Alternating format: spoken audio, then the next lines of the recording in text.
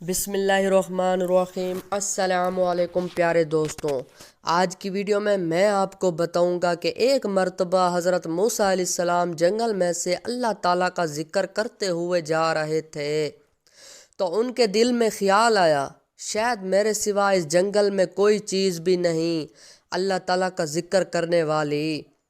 انہیں تو اس کے بعد اللہ تعالیٰ کی ذات میں چرند و پرند کو حکم دیا تو اللہ تعالیٰ کے ذکر کی ایسی آواز بلند ہوئی کہ حضرت موسیٰ علیہ السلام حیران ہو گئے۔ تو مکمل ویڈیو شروع کرنے سے پہلے وہیں چھوٹی سی ریکویسٹ کہ اگر آپ ہمارے چینل پر نئے ہیں تو اسے ضرور سبسکرائب کر دیجئے تاکہ اسی طرح کی مزید اچھی اور اسلامک ویڈیو کے نوٹیفیکیشن آپ تک پہنچتے رہیں۔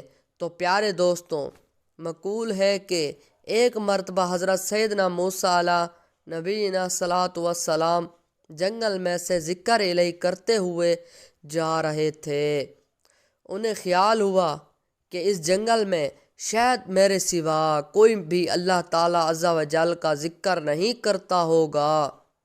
تو اللہ تعالیٰ نے فوراً وحوش طیب چرند پرند کو حکم دیا کہ ہمارے ذکر کی آواز بلند کر دو۔ تو اس قدر ذکر الہی کا شور ہوا کہ حضرت موسیٰ علیہ السلام نے جب آواز سنی تو فوراً سجدے میں گر گئے اور پھر عرض کیا کہ اے میرے مالک، کیا زمین کے نیچے بھی تیرا ذکر ہوتا ہے؟ تو پھر حکم ہوا کہ اے موسیٰ، تم اپنا عصا جو ہے وہ زمین پر مارو۔ تو جب حضرت موسیٰ علیہ السلام نے اپنے عصا کو زمین پر مارا تو زمین پھٹی تو اندر سے پانی جوش مارتا ہوا نظر آنے لگا۔ تو پھر حکم ہوا کہ اے موسیٰ، اس پانی پر بھی اپنا عصا مارو۔ تو حضرت موسیٰ علیہ السلام نے پھر اس پانی پر بھی اپنا عصا مارا تو ایک سیاہ پتھر نبودار ہوا۔ پھر حکم ہوا کہ اس پتھر پر بھی اپنا عصا مارو۔ تو حضرت موسیٰ علیہ السلام نے اس پتھر پر بھی عصا مارا تو پتھر بھی شق ہوا، پتھر پھٹا اور ایک سبز رنگ کا جانور نکلا جو اللہ تعالیٰ کا ذکر کر رہا تھا۔ تو حضرت موسیٰ علیہ السلام نے اس سے پوچھا کہ تمہاری پیدائش کو کتنا زمانہ ہو گیا ہے؟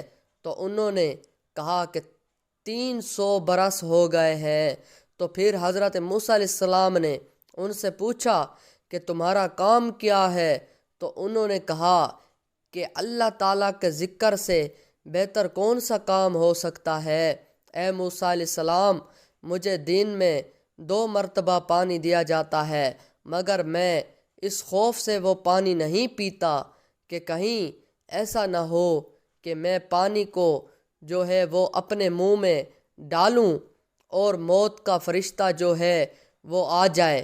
تو یہ کہہ کر وہ جانور اندر غائب ہو گیا، پھر پانی کے نیچے چلا گیا، پھر دوبارہ زمین جو ہے وہ برابر ہو گئی۔ تو پیارے دوستوں، اس واقعہ سے ہمیں یہی درس حاصل ہوتا ہے کہ کائنات کا ذرا ذرا اللہ تعالیٰ کا ذکر کرتا ہے، لیکن ایک انسان ہی ہے جو نادان ہے کہ اللہ تعالیٰ کا دیا ہوا رزق بھی کھا رہا ہے اور اللہ تعالیٰ کی بے شمار نعمتوں کے باوجود اس خالق کائنات کے ذکر سے یہ انسان جو ہے غافل ہے، ہمیشہ رہتا ہے۔